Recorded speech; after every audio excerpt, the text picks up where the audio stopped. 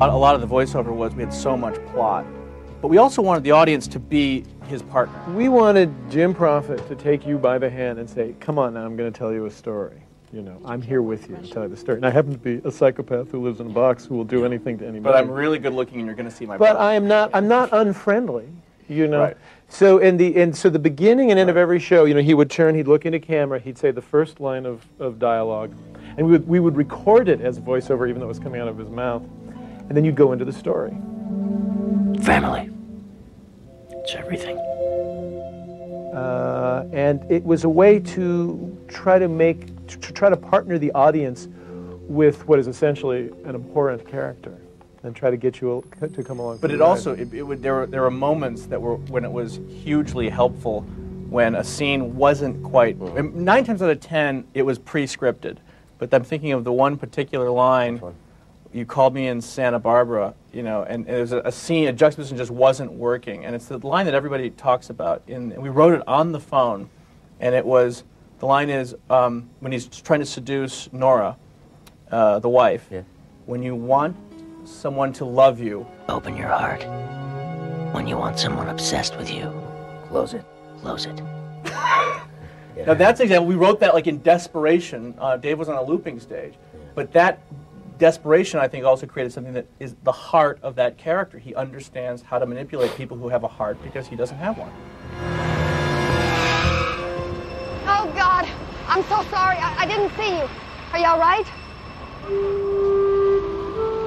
I'll be just fine. It's not that he was unforgiving. He was beyond forgiveness or revenge. In fact, there's a wonderful line in Chinese Box where Gail says to him, the secretary who's gotten revenge on this bad guy, and she says to him, you know, I thought revenge would feel good, and he goes, revenge is a tool of the weak. Revenge is pointless. It's a tool for the weak. You're not weak. One down. One to go.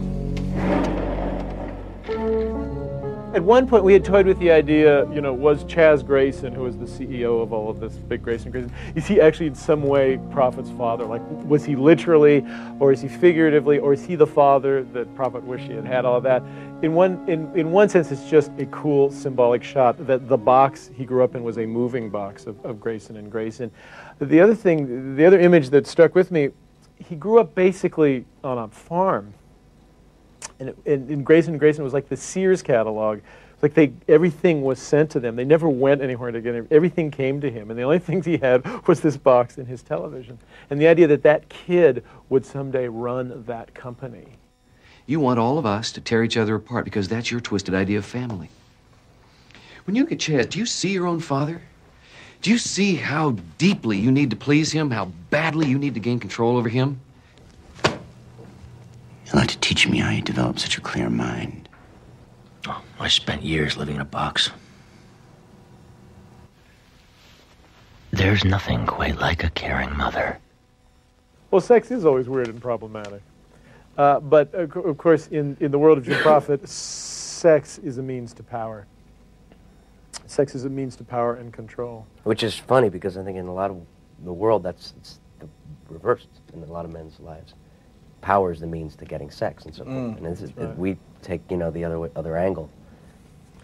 Jim Prophet's in the business of meeting people at their most basic needs, you know, whatever they may be, and of understanding what people are ashamed of, and then seeing if he can use that.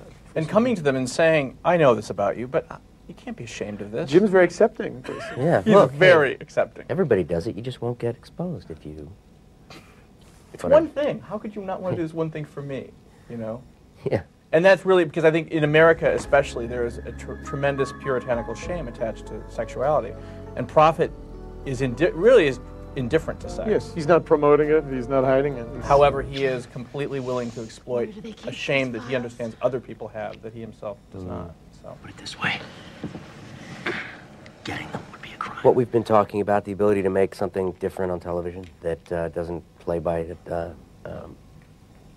standard rules that have been accepted by broadcasters and viewers over the course of, you know, generations.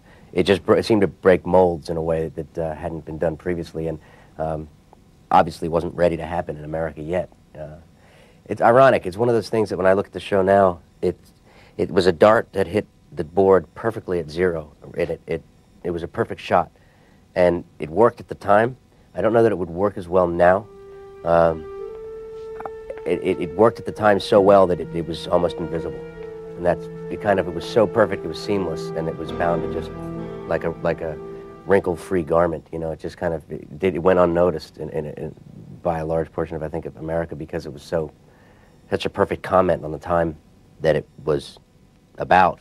Now it's true with anything. It's I think either whether it's a song that defines a generation or a time, anything that's true, it hits it so perfectly that you can't imagine it having happened at any other time. Mm-hmm. And that show now, I don't know whether it would work as well. I'd disagree with you. I'd have, just to make a vigorous debate interesting for French television, yeah.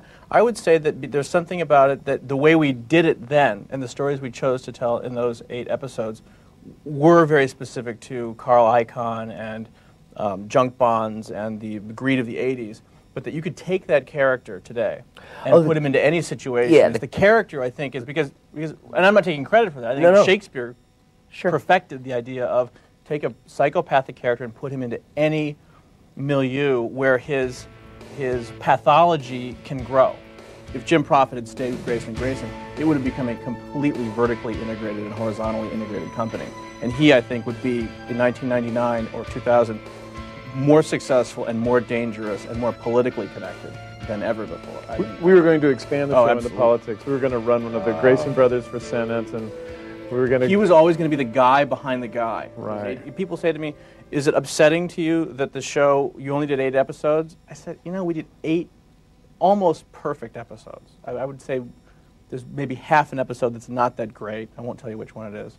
But out of 8 episodes, out of 9 hours of TV, 8.5 hours are just really, really, really good television. And I don't feel that way about all my work. I think most of my work is crap.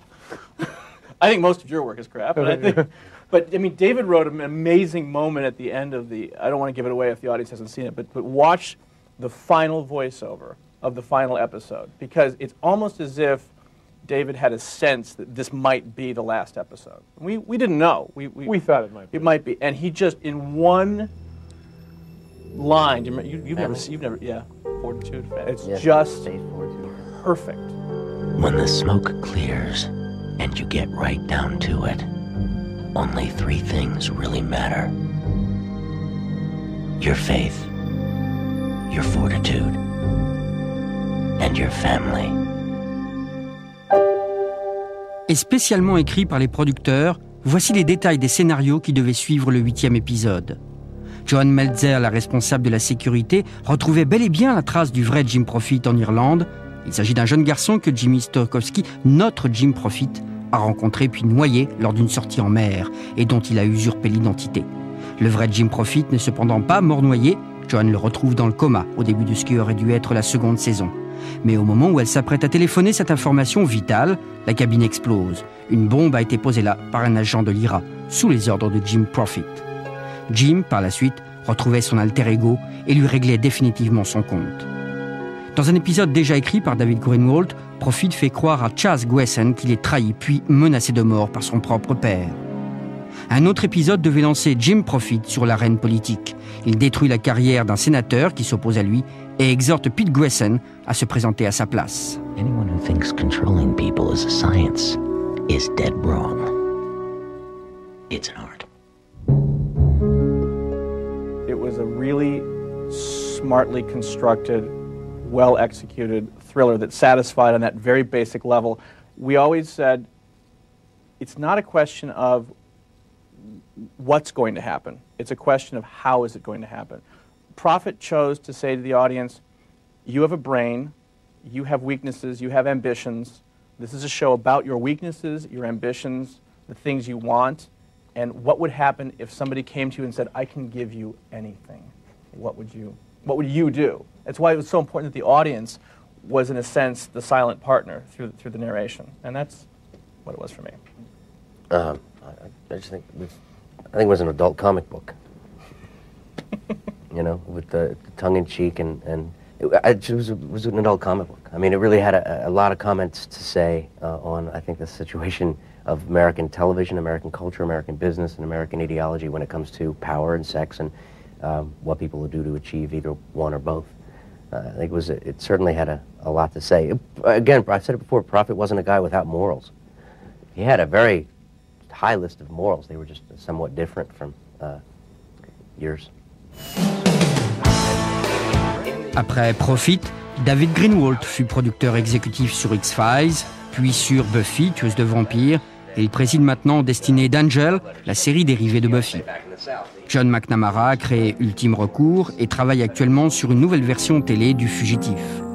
Adrian Pasdar a joué dans L'Antre de Frankenstein, dans des séries comme Feds et dans de nombreux téléfilms.